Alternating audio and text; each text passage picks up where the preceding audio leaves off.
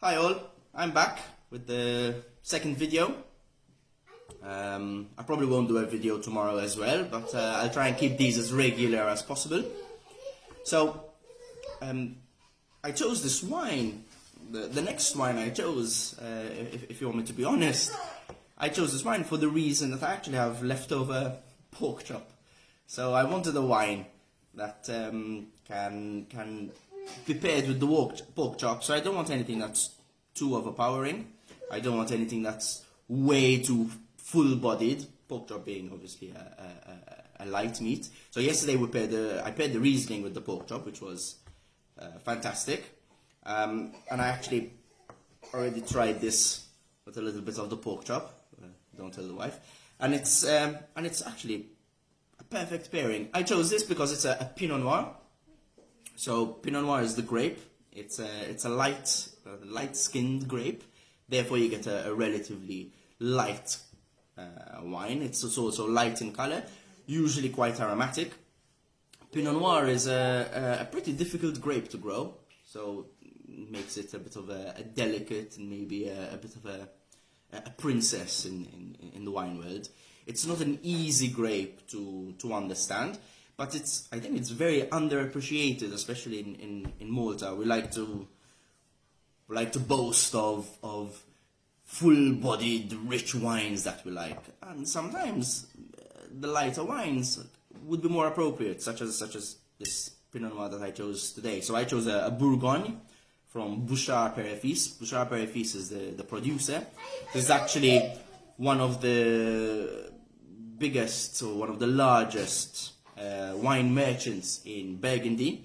Now Burgundy is where Pinot Noir is mainly associated with, so Burgundy, especially in the Côte d'Or, they like to grow Pinot Noir. It is the perfect place to grow Pinot Noir, and also Chardonnay. So this particular Burgundy, Bourgogne, is an entry level. It's an appellation d'origine contrôlée. So basically, when I mean entry level, it shows it's entry level because it says Bourgogne on it. Now, Bourgogne refers to actually Burgundy, which means that it's a regional wine. So what I would understand is that Bouchard would purchase Pinot Noir grapes from pretty much anywhere around the Côte d'Or to make this wine.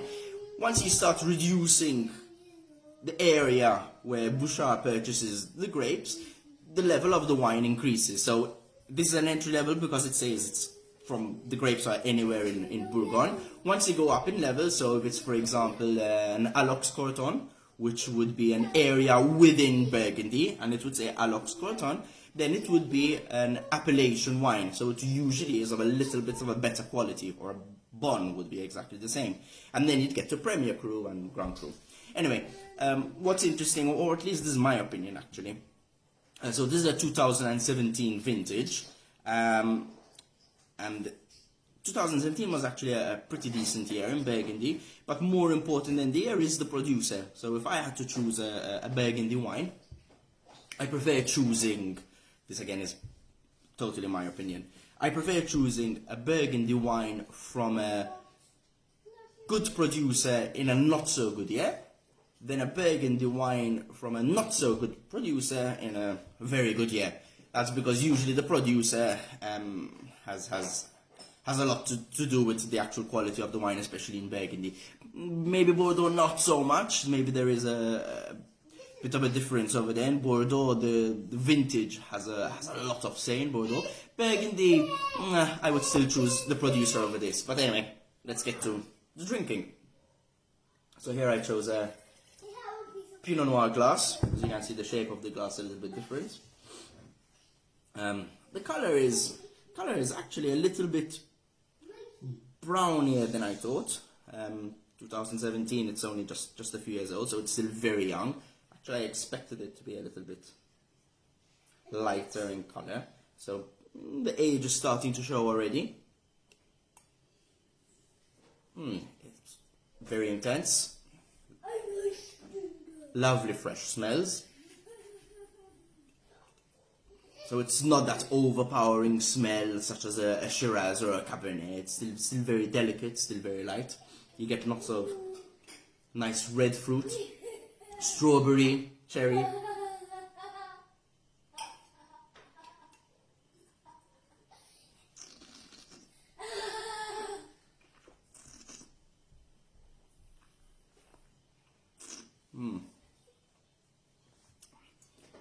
So the fruit is crunchy. It's juicy. There's something very juicy about it. It's nice and refreshing. It's not hard on the mouth. It's not strong. The tannins are very light. It's got structure, but it's still very light. It doesn't have that drying taste in your mouth. So, which is probably the reason why I've chosen to pair it with pork. Could probably also pair it with fish and other light dishes.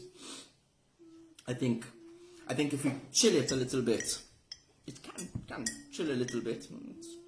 So that's an okay temperature now. But if you chill it a bit, it would lighten the wine a little bit more. I wouldn't chill it to fridge temperature. I'd leave it maybe a little bit cooler than room temperature. So, for example, today, if you're outside on a picnic, perfect wine. Yeah, I think it's decent. I wouldn't leave it much longer, so I would drink it now. Leave it another year or two. But I think it's a wine that needs to be drunk young. And to be honest, being an entry-level wine, I would expect it to be drunk young. But it's actually very nice, enjoyable. Right? The aftertaste is nice. It's silky.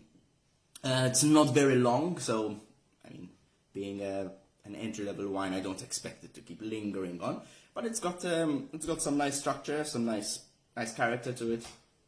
Beautiful fruity notes. I would imagine jumping into a basket of raspberries and cherries and strawberries. So that's what I get of it. And not much oak.